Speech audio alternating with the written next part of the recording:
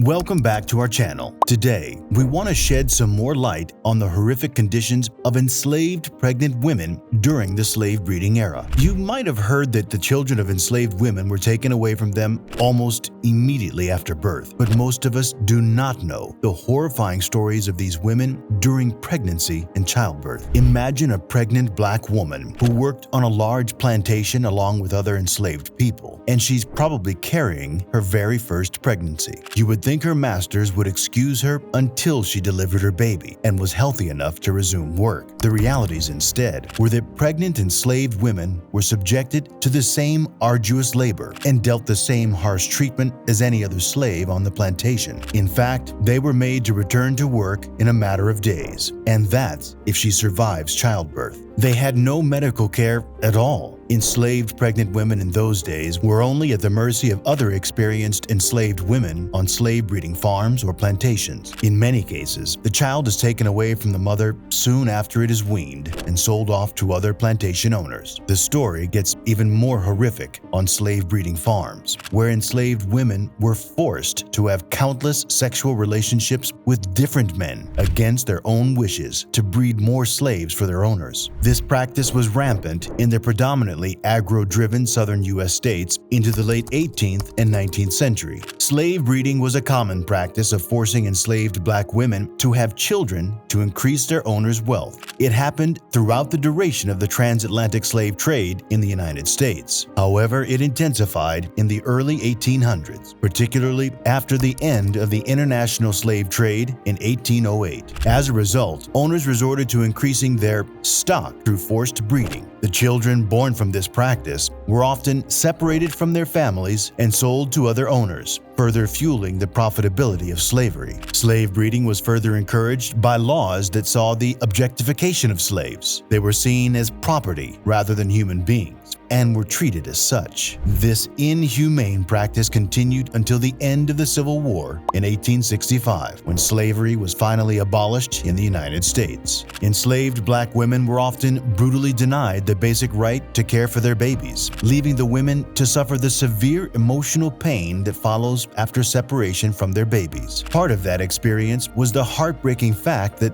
these women would never again set eyes on their children. Before we continue to unravel the tough realities of enslaved women during pregnancy and childbirth, understand that we're just scratching the surface with all of this information. If you're ready to educate yourself and learn some real Black history that they never taught us in school, click the link in our description to grab our new ebook, The Root. It's over 100 pages breaking down our real history, traps that keep us stuck in the system, and how to become the best version of yourself. Click the link in the description to grab yours for 75% off. Now, let's get back into it.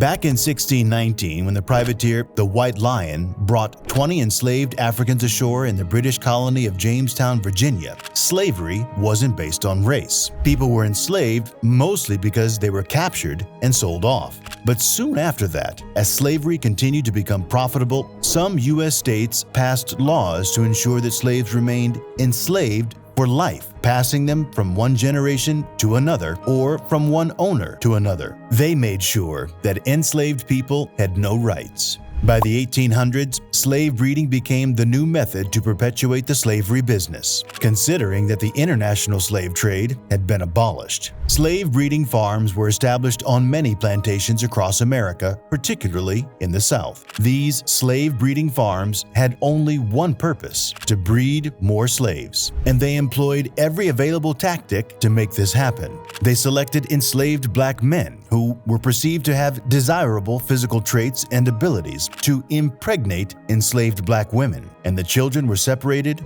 and sold off soon after childbirth. One of these slave farms was owned by a very prominent and influential American statesman, Thomas Jefferson. Yes, it is the same Thomas Jefferson you know. Thomas Jefferson was an American founding father and the third president of the United States. He was one of the principal authors of the Declaration of Independence, which is considered to be one of the most important documents in American history. Jefferson's contributions to the United States extended beyond his presidency. However, Jefferson has also been criticized for his controversial views on slavery. The man owned a 5,000-acre working plantation and a slave farm, also known as Monticello in Virginia, where Jefferson kept over 600 enslaved black people to work for him. Many of the enslaved individuals who labored on his plantation were subjected to harsh working conditions and experienced substantial mistreatment. Jefferson bred many slaves on his farm and saw nothing wrong in doing so. In fact, the man famously had a long-term, non-consensual sexual relationship with one of his slaves, Sally Hemings, with whom he had several children.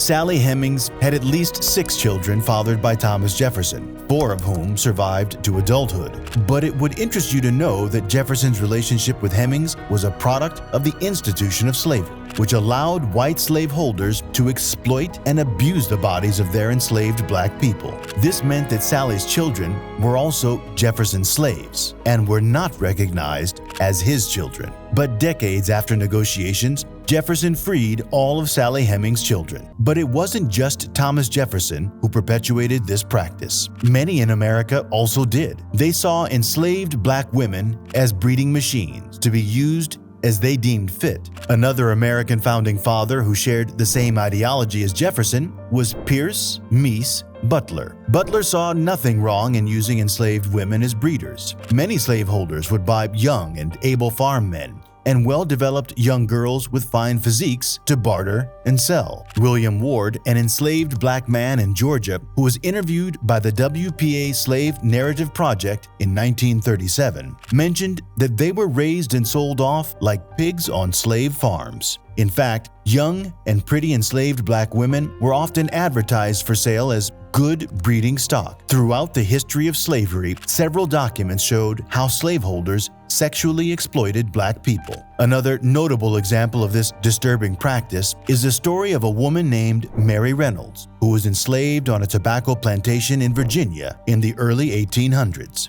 Mary was born in slavery to the Kilpatrick family in Black River, Louisiana. When she was interviewed in 1937 by the WPA Slave Narrative about her recollections of slavery, Mary narrated how many enslaved black women were forced to bear several children with men chosen by their owners, and each child was immediately taken away from the mother after birth. The physical and psychological abuse these women must have endured daily is difficult to fathom. Harriet Jacobs, who was enslaved in North Carolina, also wrote about her experience of being forced to have sexual relations with her owner and bear 2 children. Following maltreatment from her master's wife, Harriet ran away and hid in an attic in her grandmother's house for 7 years. There she watched and nurtured her children as they grew. Her autobiography, Incidents in the Life of a Slave Girl, gives more insights into the anguish of being separated from her children, as well as the heart-wrenching situations of many pregnant enslaved women during her time. But the horrors didn't end there. Enslaved black women were subjected to horrific birthing practices and often denied any form of medical care during pregnancy. Some of these birthing practices exposed these women to infection and sometimes permanent injuries. In many cases, they were expected to deliver their babies in the fields or in their living quarters without any assistance from medical professionals.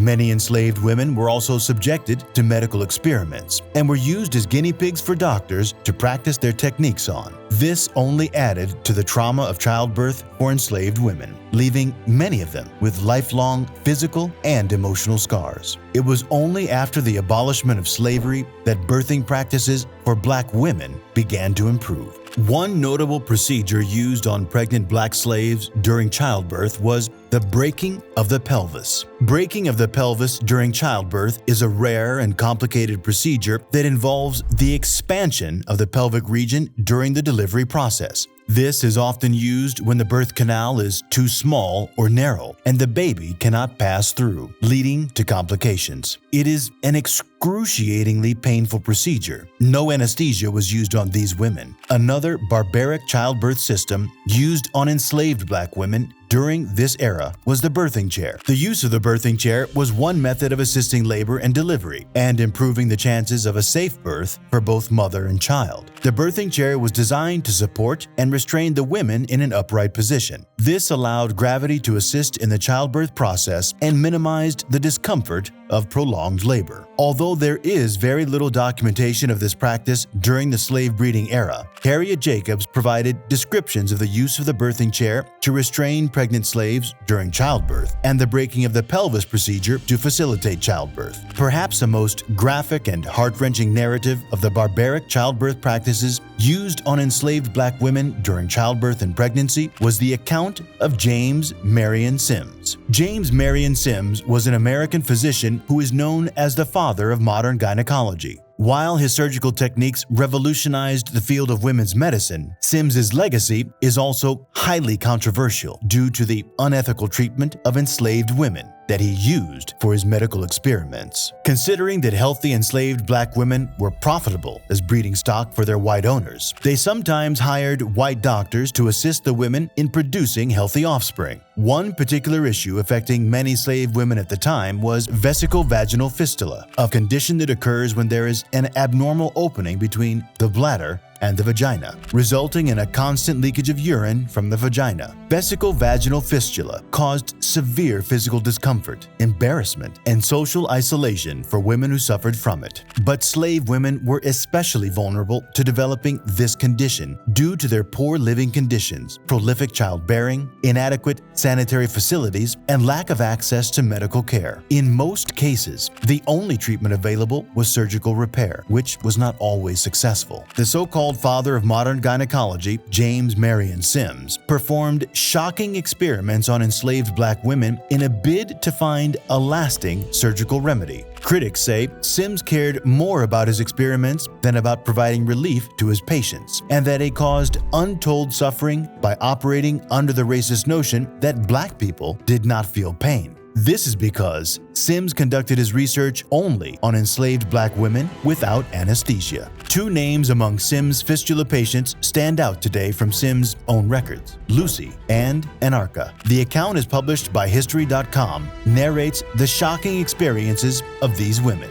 The first one he operated on was 18-year-old Lucy, who had given birth a few months prior and had been having severe trouble controlling her bladder since. During the procedure, Sims typically has his patients completely naked and perched on all fours. They were made to bend their knees and bend forward onto their elbows so their heads rested on their hands. Sims recounted that Lucy endured an hour-long surgery, screaming and crying out in pain as nearly a dozen other doctors watched. Lucy's agony was extreme. She became extremely ill due to Sims' controversial use of a sponge to drain the urine away from the bladder, which led her to contract blood poisoning. He wrote, "I thought she was going to die. It took Lucy 2 or 3 months to recover entirely from the effects of the operation." For a long time, Sims' fistula surgeries were not successful. After 30 operations on another woman named Anarcha, a 17-year-old enslaved woman who had had a very traumatic labor and delivery, Sims finally perfected his method after 4 years of experimentation on enslaved black women.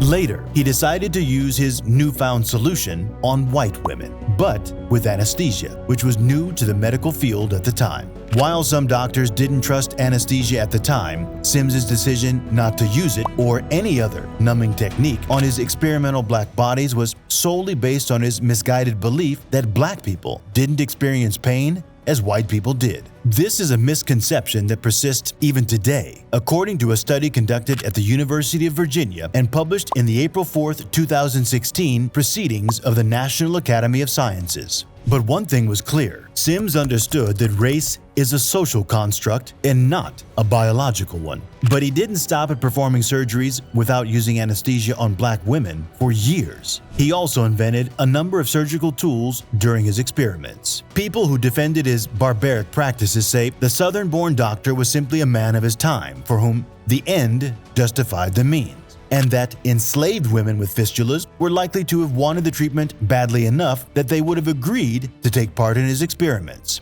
Unfortunately, history didn't record the voices of those women, as consent from their owners who had a strong financial interest in their recovery was the only legal requirement for conducting such procedures at the time. It is important to note that James Marion Sims wasn't the only one who practiced this method of reproductive medicine on slave women. Records show that there were other doctors who did similar things to enslaved women in the Caribbean and Brazil, where countless enslaved women were used to work on plantations, mines, and households. But in all of these, there was a high practice of midwifery and herbal medicine among enslaved women. Enslaved women who were experienced in childbirth and delivery often performed midwifery and herbal care on pregnant slaves. These women had knowledge and experience in traditional healing methods and were often utilized by slave owners to care for and tend to the health needs of other enslaved individuals, including their pregnant slaves. Midwifery was especially important as it ensured the continuation of the slave population and decreased the healthcare burden on slave owners. However, this work was often unpaid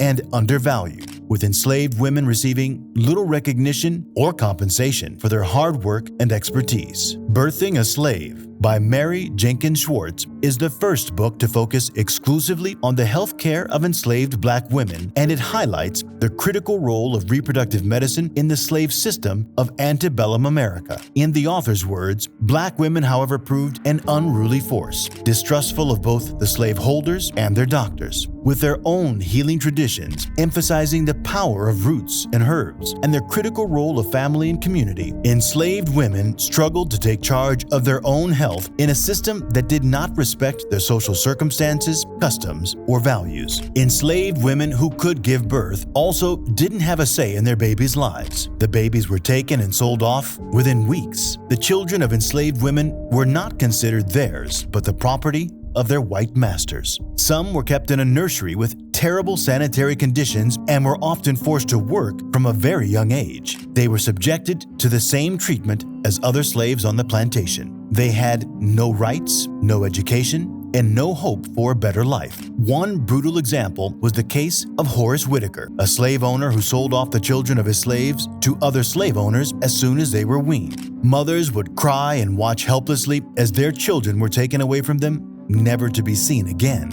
As for the children who endured such horror, perhaps we may never truly know what their experiences were like, being born into slavery without experiencing any form of parenthood, enjoying their childhood, or having any sense of identity. The law even made sure this practice continued legally. The 1662 Virginia law stated that children of enslaved women were automatically born enslaved. This was done to clear up the confusion over what to do with the mixed-race children born as a result of sexual relations between a white master and an enslaved woman. This law remained in effect until the end of slavery on December 6, 1865 in the United States. Slave breeding was truly a dark era in the history of mankind. Slaveholders basically profited from the enslavement of African American children at birth. Educating ourselves and learning from historical mistakes can help shape a better and more equitable future for everyone. Thank you for sticking through to the end in this exploration of the untold horrors of enslaved women during pregnancy. If you found this video insightful, don't forget to give this video